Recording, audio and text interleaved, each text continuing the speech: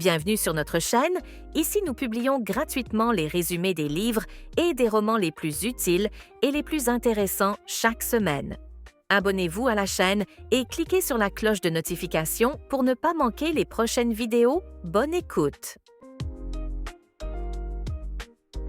Et si vous pouviez apprendre l'équivalent d'un MBA, sans payer des dizaines de milliers d'euros et sans passer des années sur les bancs d'une école de commerce? C'est exactement ce que propose le Personal MBA de Josh Kaufman, un condensé des lois universelles du business pour réussir par vous-même.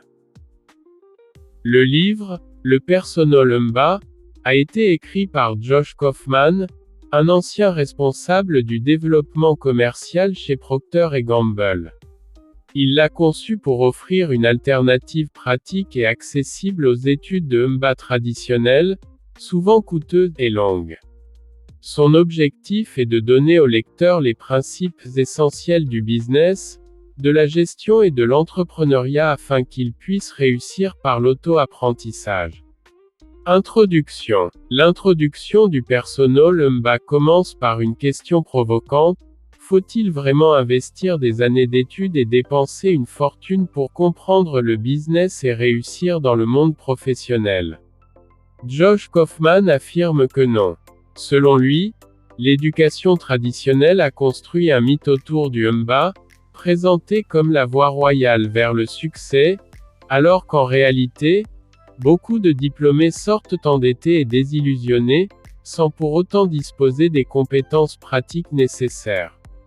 Kaufman explique que l'essence du business n'est pas réservée à une élite ou à des institutions prestigieuses. Elle repose sur des principes universels accessibles à tous. Comprendre comment une entreprise crée de la valeur, attire des clients, conclut des ventes, livre ce qu'elle promet et gère ses ressources financières n'exige pas une salle de classe coûteuse. Cela demande avant tout de la curiosité, de la discipline et une volonté d'apprendre de manière autonome. L'auteur insiste sur un point fondamental: l'éducation la plus puissante est celle que l'on construit soi-même. Lire, observer, expérimenter et appliquer dans la réalité ont bien plus d'impact que mémoriser des concepts théoriques pour réussir un examen. Apprendre par soi-même permet d'adapter ses connaissances à ses propres projets, d'agir immédiatement et d'éviter de perdre du temps dans des cadres rigides qui ne correspondent pas toujours à la réalité du marché.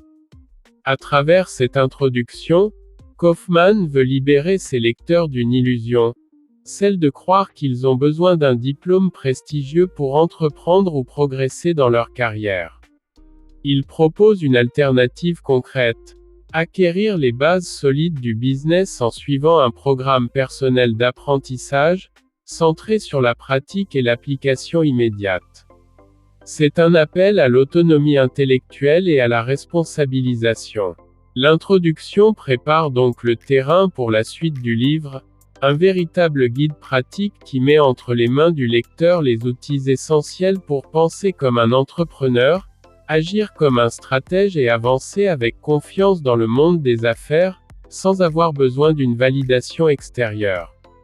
C'est une promesse forte, mais aussi un défi: apprendre à compter d'abord sur soi-même pour bâtir son propre succès. Chapitre 1. Le premier chapitre s'ouvre sur une vérité simple mais trop souvent ignorée: une entreprise n'existe que parce qu'elle crée de la valeur pour quelqu'un. Kaufman explique que le business n'est pas une magie obscure, mais un système logique fondé sur la résolution de problèmes. Si une personne a un besoin ou un désir et que vous lui proposez une solution adaptée, vous créez de la valeur. C'est le point de départ de toute aventure entrepreneuriale. Prenons un exemple concret. Henry Ford n'a pas inventé la voiture, mais il a révolutionné la production automobile en la rendant accessible à la classe moyenne. Son génie fut de comprendre que la valeur ne résidait pas seulement dans l'objet, mais dans la manière de le rendre abordable et utile au plus grand nombre. De la même façon, Steve Jobs disait: les gens ne savent pas ce qu'ils veulent jusqu'à ce que vous le leur montriez. Créer de la valeur, c'est anticiper les besoins, parfois avant même que le client en ait conscience. Kaufman souligne que comprendre la mécanique de la création de valeur, c'est déjà penser comme un stratège. Adam Smith, dans La richesse des nations, affirmait que la spécialisation et l'innovation sont les moteurs de la prospérité. Ce principe se retrouve aujourd'hui dans les start-UPS qui transforment des idées simples en solutions massivement utilisées. Par exemple, Airbnb a pris un besoin banal, trouver un logement temporaire, et l'a transformé en un marché mondial, simplement en connectant hôtes et voyageurs. Le chapitre insiste aussi sur l'importance de tester ces idées rapidement. Une idée, aussi brillante soit-elle, n'a pas de valeur tant qu'elle n'est pas validée par le marché. C'est ici que Kaufman rejoint la pensée de Peter Drucker, le père du management moderne. Le but du business est de créer et garder un client. Cela signifie que la valeur se mesure dans la pratique, pas dans la théorie. Une petite boulangerie qui fidélise ses clients par la qualité de son pain incarne autant ce principe qu'une multinationale. Enfin, Kaufman rappelle que créer de la valeur n'est pas réservé aux entrepreneurs. Même un salarié, en proposant une meilleure méthode de travail ou en résolvant un problème interne, produit de la valeur pour son entreprise et renforce sa propre importance professionnelle. C'est une compétence universelle qui transforme notre rapport au travail et à la réussite. Ainsi, ce premier chapitre établit un fondement solide. Le business n'est pas une affaire de jargon, mais d'utilité réelle. Toute personne capable d'identifier un besoin et d'y répondre efficacement détient déjà la clé de l'entrepreneuriat. Comme le disait Aristote, là où les besoins du monde rencontrent vos talents, là se trouve votre vocation. Chapitre 2. Le deuxième chapitre du livre plonge dans un pilier essentiel du business, le marketing. Josh Kaufman explique que créer de la valeur ne suffit pas.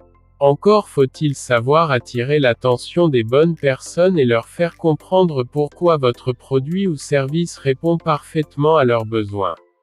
Sans visibilité, même la meilleure idée reste invisible et inutile. Un exemple frappant est celui de Thomas Edison. Beaucoup de ses inventions n'étaient pas totalement nouvelles, mais il avait compris l'art de les présenter et de convaincre les investisseurs et le grand public.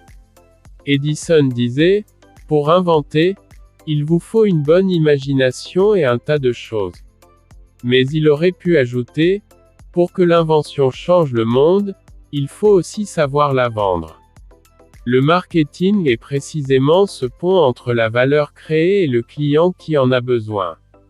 Kaufman insiste sur une idée centrale, le marketing n'est pas de la manipulation, mais de la communication claire. Il s'agit de faire comprendre en quoi ce que vous proposez améliore concrètement la vie de votre client. C'est ce que faisait brillamment Apple. Leur campagne ne parlait pas de caractéristiques techniques, mais d'expériences humaines. Quand ils lançaient l'iPod, le slogan n'était pas « un lecteur MP3 de 5 gigaoctets, mais 1000 chansons dans votre poche ». Le marketing repose donc sur la psychologie humaine. Comme le souligne Robert Cialdini dans Influence et Manipulation, les gens préfèrent dire oui à ceux qu'ils connaissent, qu'ils aiment et en qui ils ont confiance. Cela montre que le marketing est avant tout une affaire de relations et de confiance. Quand une marque raconte une histoire cohérente, authentique et crédible, elle attire naturellement l'attention et crée un lien durable avec son public. Kaufman explique aussi que le marketing efficace doit être ciblé. Vouloir plaire à tout le monde, c'est souvent ne convaincre personne. Les entreprises les plus performantes savent définir précisément leur client idéal et concentrer leurs efforts sur lui. Prenons l'exemple de Tesla. Au lieu de s'adresser dès le départ à toute la population, Elon Musk a d'abord visé une niche de passionnés fortunés prêts à investir dans des voitures électriques haut de gamme. Une fois cette base solide acquise, la marque a pu élargir son marché. Enfin, le chapitre souligne l'importance de la répétition et de la constance. Le marketing n'est pas un coup de projecteur ponctuel, mais un effort continu pour rester dans l'esprit du public. Seth Godin, expert en marketing, le résume ainsi: le marketing, ce n'est pas trouver des clients pour vos produits, mais trouver des produits pour vos clients. En conclusion, Kaufman démontre que le marketing est l'art d'ouvrir la porte entre la valeur que vous créez et le monde qui peut en bénéficier. C'est un mélange d'écoute, de psychologie et de créativité. Celui qui maîtrise le marketing ne se contente pas de vendre, il construit une connexion durable entre une idée et ceux qui en tireront profit. Chapitre 3. Le troisième chapitre aborde un sujet décisif dans toute activité, la vente. Après avoir créé de la valeur et attiré l'attention grâce au marketing, il reste une étape cruciale, convaincre un client de passer à l'action. Josh Kaufman rappelle une vérité simple mais souvent oubliée: sans vente, il n'y a pas de business. Beaucoup d'entreprises échouent non pas parce que leurs produits sont mauvais, mais parce qu'elles ne savent pas vendre efficacement. La vente est souvent perçue comme une manipulation ou une pression exercée sur le client. Kaufman casse ce préjugé. Pour lui, vendre, c'est avant tout aider le client à prendre une bonne décision. Il ne s'agit pas de forcer, mais de clarifier la valeur et de montrer en quoi votre solution répond aux besoins réels. Comme l'écrivait Zig Ziglar, expert en vente, vous pouvez obtenir tout ce que vous voulez dans la vie, si vous aidez suffisamment de gens à obtenir ce qu'ils veulent. Prenons un exemple concret. Amazon. Jeff Bezos a bâti l'une des entreprises les plus puissantes du monde non seulement grâce à une offre gigantesque, mais aussi parce qu'il a rendu l'acte d'achat incroyablement simple. En quelques clics, le client trouve ce qu'il veut, lit les avis d'autres acheteurs, et achète en toute confiance. La vente réussie est donc moins une question de discours que de réduction des frictions. Kaufman insiste également sur la psychologie de la décision. Les êtres humains n'achètent pas uniquement avec leur logique, mais aussi avec leurs émotions. Daniel Kahneman, prix Nobel d'économie, a démontré que, nous pensons que nous décidons de manière rationnelle, mais en réalité, nous décidons avec nos émotions, puis nous justifions avec la logique. C'est pourquoi un bon vendeur doit savoir créer de la confiance, inspirer de l'enthousiasme et répondre aux objections. Un autre point essentiel abordé dans ce chapitre est la notion de preuve sociale. Les clients hésitent moins quand ils voient que d'autres ont déjà acheté et apprécié un produit. C'est ce qui explique le succès des avis clients ou des témoignages sur les sites de vente. Par exemple, Airbnb a bâti sa réputation sur les notes et les commentaires des voyageurs. La confiance générée par ces preuves est ce qui transforme les visiteurs hésitants en acheteurs confiants. Enfin, Kaufman rappelle que vendre, c'est aussi savoir écouter. Trop de vendeurs parlent sans arrêt de leurs produits, au lieu de poser les bonnes questions. Or, comme le disait Dale Carnegie dans Comment se faire des amis et influencer les autres, vous pouvez en apprendre davantage sur une personne en l'écoutant pendant 2 minutes qu'en parlant pendant 2 heures.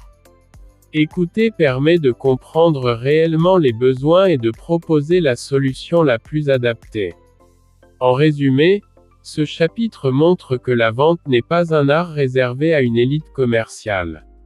C'est une compétence humaine fondamentale que chacun peut développer.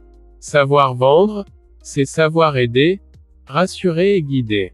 Le véritable vendeur n'est pas un manipulateur, mais un conseiller qui simplifie la décision et crée une relation de confiance.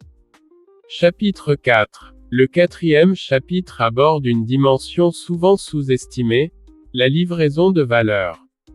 Créer un produit attractif, le promouvoir et le vendre n'est qu'une partie du chemin. Le véritable défi commence après la vente, tenir ses promesses, satisfaire le client et lui donner envie de revenir. Josh Kaufman insiste sur un principe clé.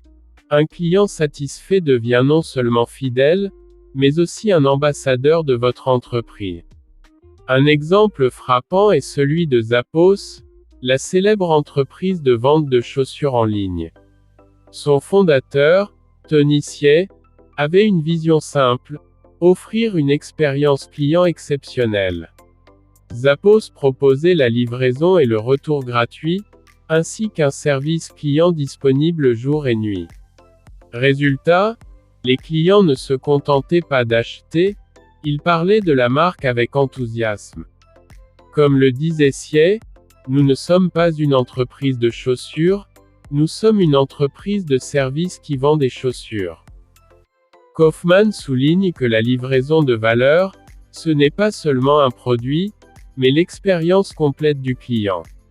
Cela inclut la rapidité, la simplicité, la qualité du service, et même l'émotion ressentie. Amazon, par exemple, a bâti sa domination mondiale sur une promesse, livrer vite et sans complications. Cette fiabilité constante est ce qui a transformé de simples acheteurs en clients réguliers. Ce chapitre met aussi en lumière un principe universel, dépasser les attentes. Aristote affirmait, le plaisir dans le travail mais la perfection dans l'œuvre. Appliqué au business, cela signifie qu'une entreprise qui se donne pour mission d'aller au-delà de ce qui est attendu crée un effet de surprise positive qui marque durablement ses clients. Un restaurant qui offre un dessert en plus, une application qui propose une mise à jour gratuite améliorant ses fonctionnalités, ou encore un coach qui accompagne un peu plus que prévu, voilà des exemples de valeurs livrées au-delà de la promesse. Kaufman rappelle également que la constance est essentielle. Une seule mauvaise expérience peut détruire la confiance patiemment construite. Warren Buffett le dit bien, il faut 20 ans pour bâtir une réputation et 5 minutes pour la ruiner. C'est pourquoi la livraison de valeur doit être pensée comme un système solide, capable de fonctionner de manière fiable et prévisible à chaque transaction. Enfin, ce chapitre insiste sur le pouvoir de la fidélisation. Obtenir un nouveau client coûte souvent bien plus cher que garder un client existant. Les entreprises les plus prospères ne cherchent pas uniquement à vendre une fois, mais à créer une relation durable. Apple, par exemple, ne vend pas seulement un iPhone. Elle construit un écosystème qui encourage le client à rester, à racheter et à recommander. En conclusion, Kaufman montre que la livraison de valeur est bien plus qu'une opération logistique, c'est le cœur de la promesse faite au client. Une entreprise qui maîtrise cet art transforme chaque transaction en relation de confiance et chaque client en allié fidèle. Chapitre 5. Le 5e chapitre aborde un pilier incontournable du business, la finance. Josh Kaufman explique que, quelle que soit la passion qui motive un projet, une entreprise ne peut survivre que si ses finances sont saines. L'argent est le carburant qui permet de faire tourner la machine. Sans gestion rigoureuse, même la meilleure idée finit par s'effondrer. Kaufman insiste sur une règle fondamentale, ce qui ne se mesure pas ne peut pas se gérer. Une entreprise doit suivre ses revenus, ses dépenses, ses bénéfices et sa trésorerie avec précision. Trop de créateurs d'entreprises échouent parce qu'ils confondent chiffre d'affaires et profit. Avoir beaucoup de clients ne garantit pas la survie si les marges sont trop faibles ou si les coûts explosent. Comme le rappelait Peter Drucker, ce qui est mesuré s'améliore. Un exemple concret est celui de Kodak. Cette entreprise iconique dominait la photographie, mais elle a négligé d'adapter son modèle financier face au numérique. Résultat, elle a généré des revenus importants mais sans réinvestir correctement, ce qui l'a conduite à la faillite. À l'inverse, Netflix a su gérer sa trésorerie avec intelligence, en investissant dans le streaming avant même que ce marché ne devienne massif. Leur maîtrise financière leur a permis de devancer leurs concurrents. Kaufman explique aussi la différence cruciale entre flux de trésorerie et bénéfices comptables. Une entreprise peut afficher un bénéfice annuel tout en manquant d'argent pour payer ses fournisseurs ou ses employés, si les paiements des clients arrivent trop tard. C'est pour cela que la gestion des flux de trésorerie est l'un des plus grands défis des entrepreneurs. Henry Ford l'avait bien compris. Il préférait réduire ses marges mais vendre en volume, afin de générer un flux constant qui sécurisait son entreprise. Ce chapitre souligne également l'importance de réinvestir intelligemment. L'argent généré doit être vu non comme une fin en soi, mais comme un outil pour renforcer l'entreprise, innover, améliorer l'expérience client et préparer l'avenir. Comme le disait Benjamin Franklin, une petite fuite peut faire couler un grand navire. De la même façon, une mauvaise allocation financière, même minime, peut fragiliser tout un business.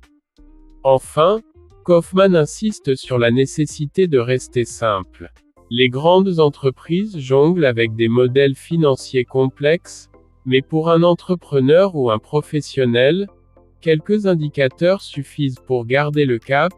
Combien d'argent entre, combien sort, et combien reste disponible pour investir ou se rémunérer. L'essentiel est de garder une vision claire et honnête de la réalité des chiffres. En conclusion, ce chapitre rappelle que la finance n'est pas une contrainte, mais une boussole. Elle permet de savoir où l'on va, d'éviter les pièges et de construire une croissance durable. Une idée brillante et un marketing efficace ne suffisent pas sans une gestion financière solide. Chapitre 6. Le 6e chapitre met en lumière un aspect souvent négligé du business, la psychologie humaine. Josh Kaufman explique que comprendre comment les gens pensent, décident et réagissent est tout aussi important que maîtriser les chiffres ou les techniques. Le succès d'une entreprise repose en grande partie sur sa capacité à naviguer dans les comportements, les émotions et les biais cognitifs des individus. L'auteur rappelle que les êtres humains ne sont pas des machines rationnelles. Daniel Kahneman, prix Nobel d'économie, l'a montré dans Système 1, Système 2.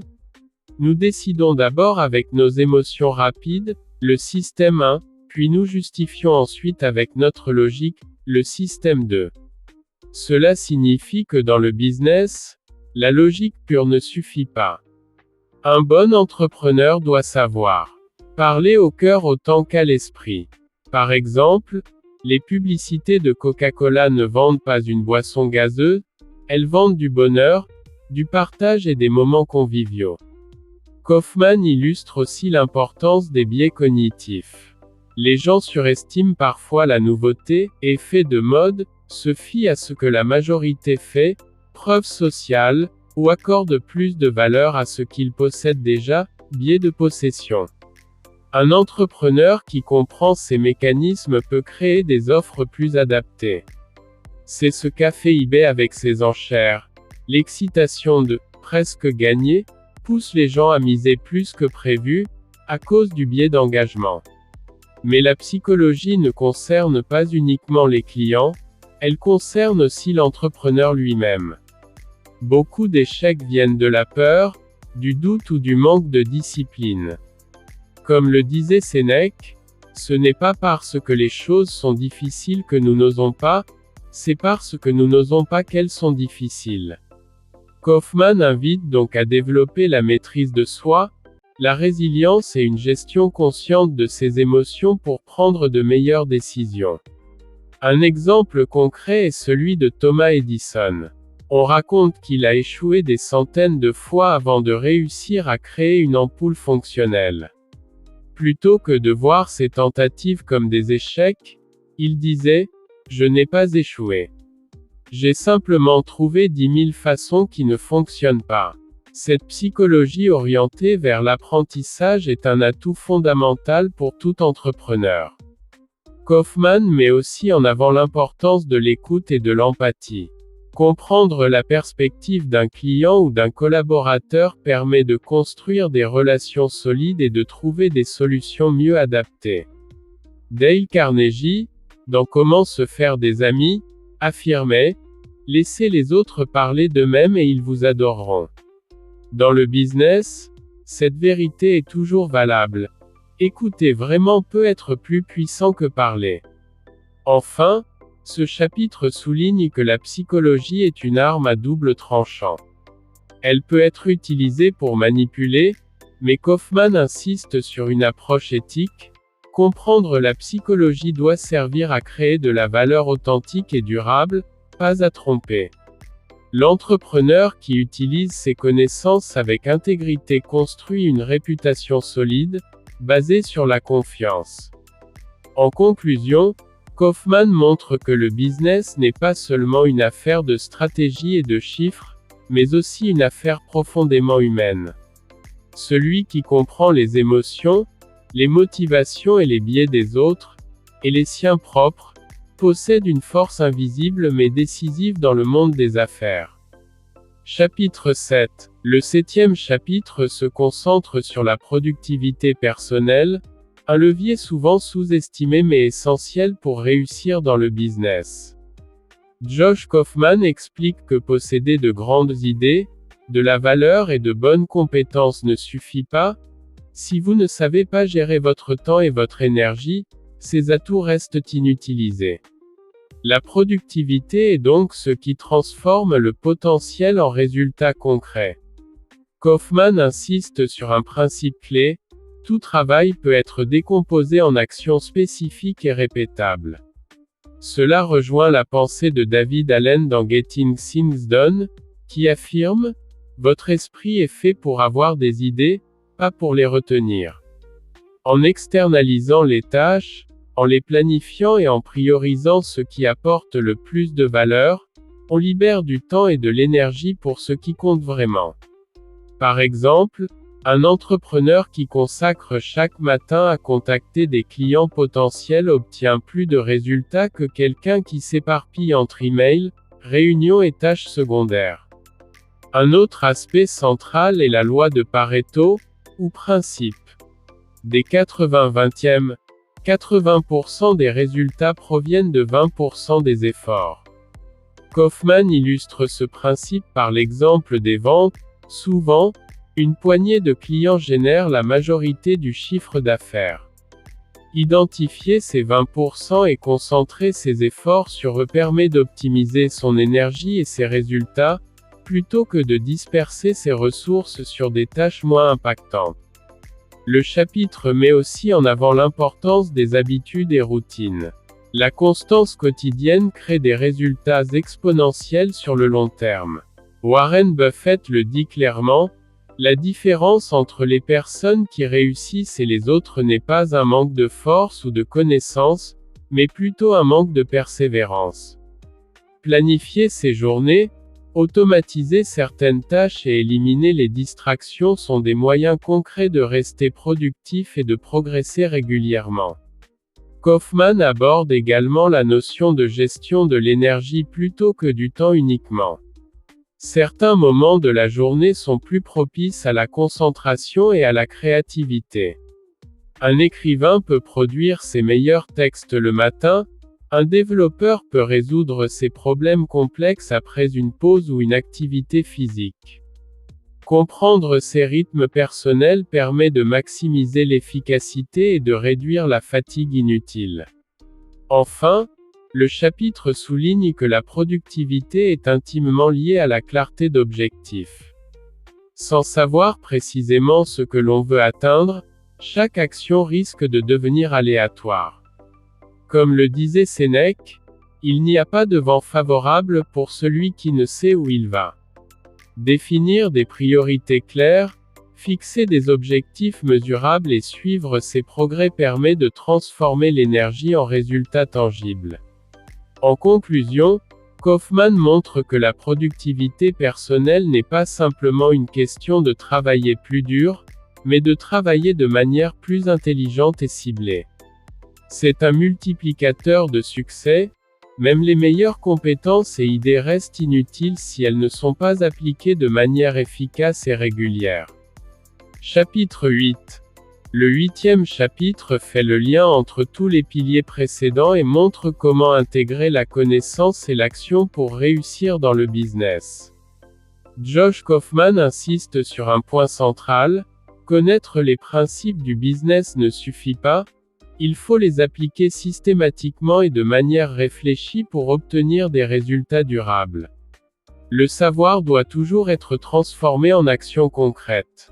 Kaufman explique que le succès résulte de la combinaison de plusieurs compétences: créer de la valeur, comprendre le marketing, vendre efficacement, livrer ce qui a été promis, gérer les finances, comprendre la psychologie humaine et rester productif. Chacune de ces compétences est importante, mais c'est leur intégration qui permet de construire une entreprise solide.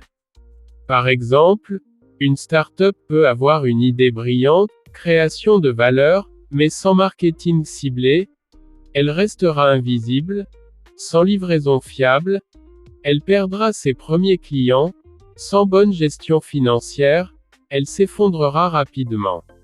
L'auteur met aussi l'accent sur l'importance de l'expérimentation et de l'apprentissage continu. Le marché change constamment, et ce qui fonctionne aujourd'hui peut ne plus être valable demain. Les entrepreneurs et professionnels performants adoptent une mentalité de test et d'adaptation. Comme le disait Thomas Edison, « Je n'ai pas échoué. J'ai simplement trouvé 10 000 façons qui ne fonctionnent pas. » L'erreur n'est donc pas un échec, mais une source d'apprentissage pour améliorer son approche et ses stratégies. Kaufman rappelle également que le succès dépend de l'action intentionnelle. Beaucoup de personnes accumulent des connaissances, lisent des livres et suivent des formations, mais peu mettent en pratique ce qu'elles apprennent. Il insiste sur le fait que chaque concept doit être testé et appliqué dans la réalité. Un entrepreneur qui comprend parfaitement les techniques de vente mais ne contacte jamais de clients ne génère aucun résultat. L'action est ce qui transforme le savoir en valeur réelle. Enfin, le chapitre souligne la notion de responsabilité personnelle. Chacun est responsable de ses choix, de ses échecs comme de ses succès. Attendre qu'une école, un patron ou un diplôme décide pour vous est une perte de temps. Josh Kaufman encourage ses lecteurs à devenir autonomes dans leur apprentissage et dans leur carrière, à créer leur propre programme MBA personnel, adapté à leurs ambitions et à leurs besoins. Comme le disait Sénèque, la vie n'est pas courte, mais nous en perdons beaucoup. La responsabilisation permet de ne pas laisser passer les opportunités et de progresser efficacement. En conclusion, ce chapitre synthétise toute la philosophie du Personal MBA. Le succès n'est pas le résultat d'un diplôme prestigieux, mais de la maîtrise et de l'application des principes universels du business. Chaque compétence compte, mais c'est leur combinaison, leur pratique régulière et leur adaptation à la réalité qui font la différence.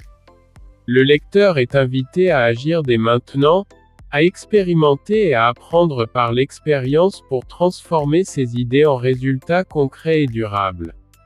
Conclusion. La conclusion du Personal MBA synthétise le message fondamental de Josh Kaufman: le succès en affaires n'est pas réservé à une élite ni conditionné par un diplôme prestigieux. Il repose sur la maîtrise de principes universels accessibles à tous et sur la capacité à les appliquer dans la vie réelle. Créer de la valeur, comprendre le marketing, vendre, livrer ce qui est promis, gérer ses finances, comprendre la psychologie humaine et rester productif, ce sont ces compétences combinées qui construisent un business solide et durable. Kaufman insiste sur l'autonomie dans l'apprentissage. Il invite chaque lecteur à devenir acteur de sa propre éducation, à expérimenter, Testez et appliquez les connaissances au quotidien. Le Personal MBA n'est pas un manuel théorique, c'est un guide pratique pour transformer les idées en résultats concrets. Comme le disait Confucius, apprendre sans réfléchir est vain. Réfléchir sans apprendre est dangereux. La vraie réussite naît donc de l'alliance entre savoir et action. Enfin, le livre rappelle que le business est profondément humain. Comprendre et servir les autres, respecter ses engagements et agir avec intégrité sont les clés pour construire des relations durables et une réputation solide. Le message ultime est simple mais puissant. Vous avez déjà tout ce qu'il faut pour réussir. Il suffit de prendre la responsabilité de votre apprentissage, d'appliquer les principes universels et de persévérer avec constance et courage. Si cette vidéo vous a inspiré à penser différemment et à prendre le contrôle de votre apprentissage et de votre succès, passez à l'action dès aujourd'hui. Commencez par appliquer un des principes que nous avons vus, créer de la valeur, tester une idée, améliorer votre productivité ou analyser vos finances. Et pour ne rien manquer de nos prochains conseils et résumés de livres qui transforment votre façon de penser le business, abonnez-vous, activez la cloche et laissez un commentaire pour partager votre première action concrète. Votre succès commence maintenant.